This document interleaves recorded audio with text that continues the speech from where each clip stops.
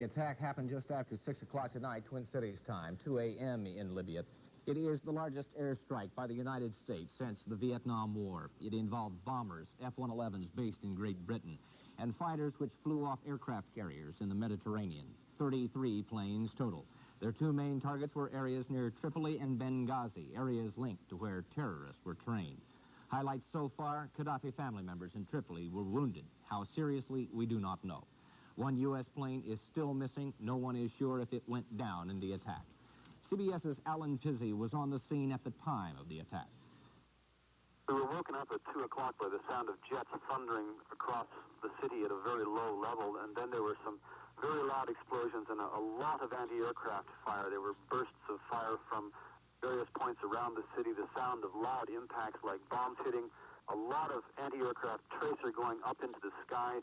Some people did see some flashes of perhaps impacts, and we didn't actually see the jets. One just heard them. There were several. It's impossible to say how many because they came in very low and very fast in the dark, but they made a lot of runs. The raid went on for about 20 minutes. The anti-aircraft fire going up into the sky continued for some time after the jets were gone.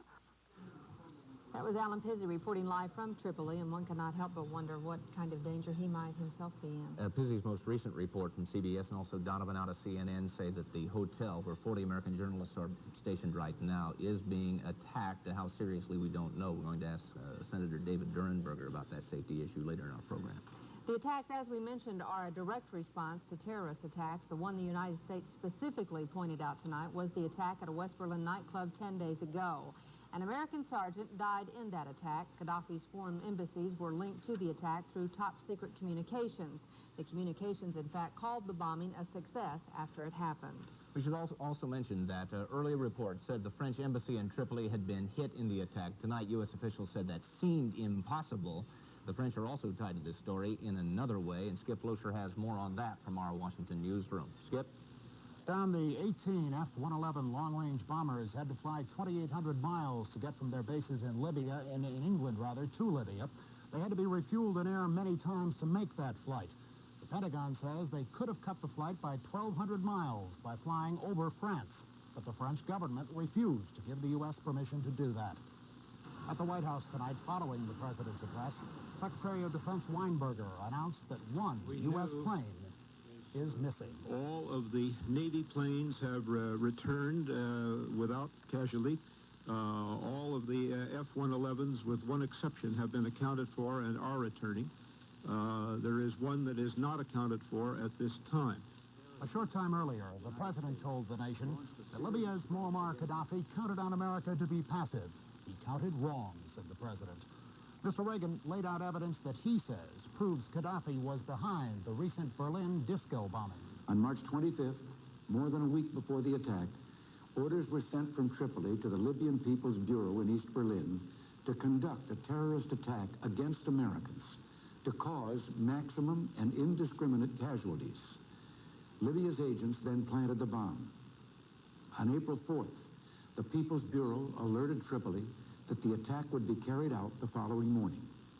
The next day, they reported back to Tripoli on the great success of their mission. Our evidence is direct, it is precise, it is irrefutable. And Mr. Reagan says the U.S. will attack again, if necessary. When our citizens are abused or attacked anywhere in the world on the direct orders of a hostile regime, we will respond so long as I'm in this Oval Office. Secretary of State Schultz was asked what will happen if Gaddafi attacks Americans again. What is clear tonight is that the United States will take military action under certain circumstances. That's established. That's very important. Now, the situation will unfold, and we'll see where we go from there. It should be noted that the U.S. is not billing tonight's attack as retaliatory. Officials say it was preemptive, a preemptive strike which the U.S. staged in self-defense. Don, Pat? Skip, go over some ground for us here. For those people who did not see that earlier news conference about the forewarning given the Soviet Union, or at least the communication with the Soviet Union and the State Department about this attack. The State Department communicated to the Soviet liaison office here what the U.S. intended to do. Did not basically ask for their comment, just laid it out to them. The Russians did not respond per se and have not responded yet publicly. It should be noted also, Don, that U.S. officials here fully expect more terrorist attacks from Libya. They say they have evidence, intelligence evidence, that shows Gaddafi has ordered terrorist attacks against American targets in Europe, in Latin America, in the Mideast, and in Africa. All right, Skip, thank you. We're coming back to you later in our broadcast.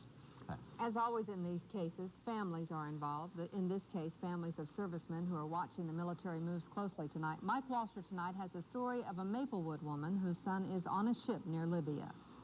Lorraine Allen has been watching the television news and reading magazines for weeks now, following the events off the coast of Libya, where her son Richard is captain of the USS America. That aircraft carrier is one of two main ships stationed recently near the Gulf of Sidra. Allen firmly supports today's raid. And she's pleased that Gaddafi's living quarters may have been targeted. I'm glad they made that hit.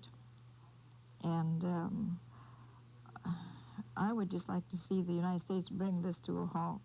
And the only way they can do it is go right after him. But she's afraid that Libya could counterattack by sending suicide bombers to hit her son's ship. It wouldn't take much, you know. Just one stray bullet and he can be gone.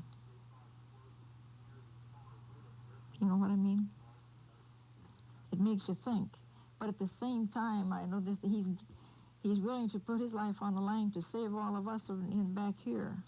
Lorraine Allen doesn't know when she'll hear from her son again. But for now, she'll follow the events in the Mediterranean on television with pride that he's playing a key role for the United States. I'm Mike Walter, WCCO Television News in Maplewood.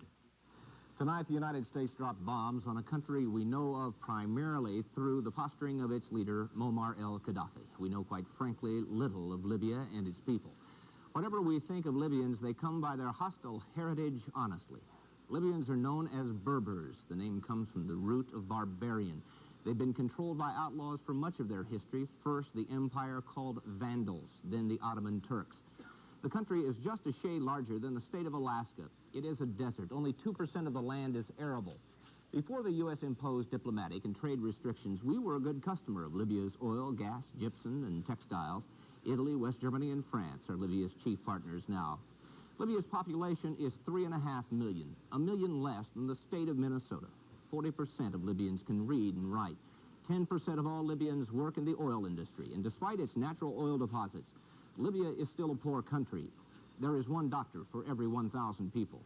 And as the price of oil drops, it's assumed Libya will grow poorer, and Muammar Gaddafi less popular, less powerful. And here, a final note of history and perspective. Libya is the center of what adventure writers and historians call the Barbary Coast, the home of another type of terrorist, the Barbary pirate. Those latter-day terrorists who attacked U.S. merchant ships and seamen always found safe haven in Libyan waters, until the U.S. Marine Corps ended the pirates' era with another attack, still remembered in the Marine hymn, recounting the great victories from the halls of Montezuma to the shores of Tripoli. In just a moment, reaction from Senator David Durenberger, from Representative Jerry Sikorsky in Washington, and also from a panel we assembled tonight to evaluate what's happened. So what's the game plan, Theismann?